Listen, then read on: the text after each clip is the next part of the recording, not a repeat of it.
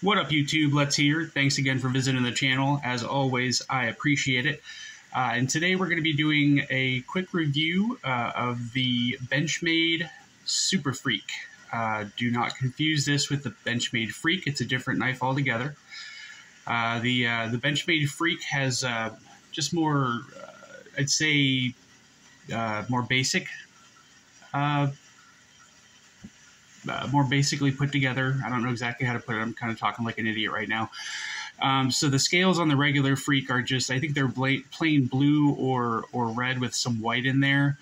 And I believe the blade steel itself is D2. But the Superfreak, the scales are kind of like a two-tone black and gray with, as you can see, it's also got kind of like a metallic red or ruby accents on the inside with red G10 liners on the inside there.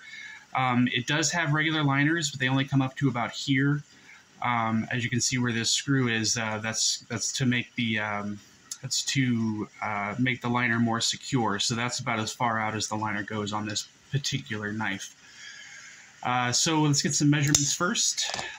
This guy comes in at, looks like 8.5 inches. The blade length overall is 3.5. I'd say in between 3.5 and 3.75 inches, and the cutting edge itself is 3.5 inches on this knife. Do some size comparisons here compared to the Rat Model 1. You can see here it's just a little bit shorter than the Rat 1. Oh, maybe it's actually about the same length. And it's definitely shorter, I'm sorry, it's definitely longer than the Rat Model 2. Compared to the AD20S. The AD20S is also going to be just about the same length, and the AD20.5 obviously is going to be a little bit shorter. And then compared to the PM2, PM2 is going to be just a little bit shorter than the Superfreak. And the Pair 3 obviously is going to be much shorter than the Superfreak. Let's see if we can get the thickness compared to the Pair 3. You can see that the Pair 3 is just a little bit thinner. And length and height, whoops, you can see that this knife is about, like I said, about the same length as far as the handle is concerned as the PM2, and it's not quite as tall as the Pair 3. So it should fit relatively well inside the pocket. As far as hardware is concerned, I believe we have a T10 on the pivot. I could be wrong. It might be a T8. T10.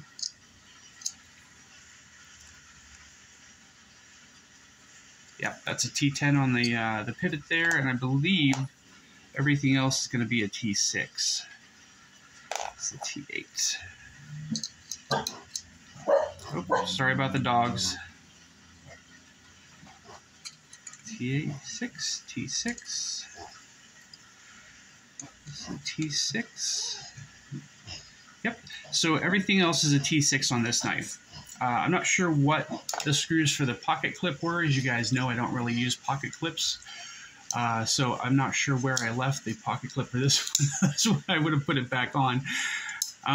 As far as materials go, like I said, you've got an M4 blade here, which is DLC coated. And you've got G10 scales here, which are two-tone. They kind of shaved them down to get the different colors, which is really, really nice. I really like the scales on this guy a lot. This is actually one of my favorite knives. It has stainless steel liners, and as I said, it's got these metallic red barrel spacers here, just to give the knife a little bit more of a pop.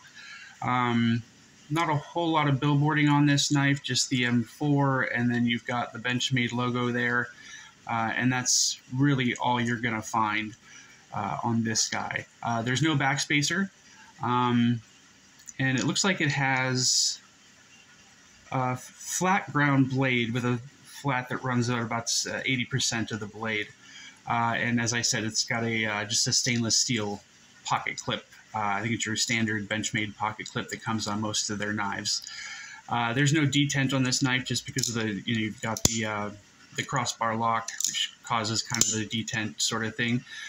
The action on this is very, very good. It's a very smooth knife, and you've got the axis lock, which works very, very well. I'm sure everybody's aware of how well the axis lock works already.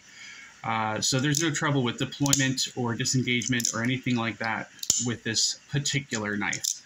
I believe the balance is right behind the pivot. Balance is right behind the pivot, and the ergonomics on this thing are fantastic. You can't choke up on it. There's a sharpening choil, but there's no finger choil. But I can still get a really good 4-finger grip on this guy with no problems at all. I wouldn't necessarily call this thing a hard use knife. I'd put this as like light to medium use. The lock is strong enough and good enough to put up to deal with whatever you put it through. But as far as the size of the knife and just the construction, I wouldn't go trying to baton with this thing or anything like that. I believe this guy was $230 when I purchased it, but that was quite a while ago. I haven't checked the price on it recently. But I can't imagine it would be much more expensive than that. And I do believe that this guy is still available on certain sites. I'd love to be able to put the links in and everything for you guys to get these, but I haven't figured out how to do that yet. That's the next thing I'm going to work on, is trying to figure out how to do that and everything. Not sure if there's anything else I can tell you about this knife. I carry it quite often. I don't know if you can tell that it's been used pretty good. I like to keep it clean, but I do use this thing quite a bit. It's one of my favorite knives to carry. But anyway, like I said, I think that's it for today. This has been the BENCHMADE Superfreak. I hope you guys enjoyed the video. If you do, like and subscribe, and I hope to see you next time. Thanks again for watching. Stay up, y'all. Bye.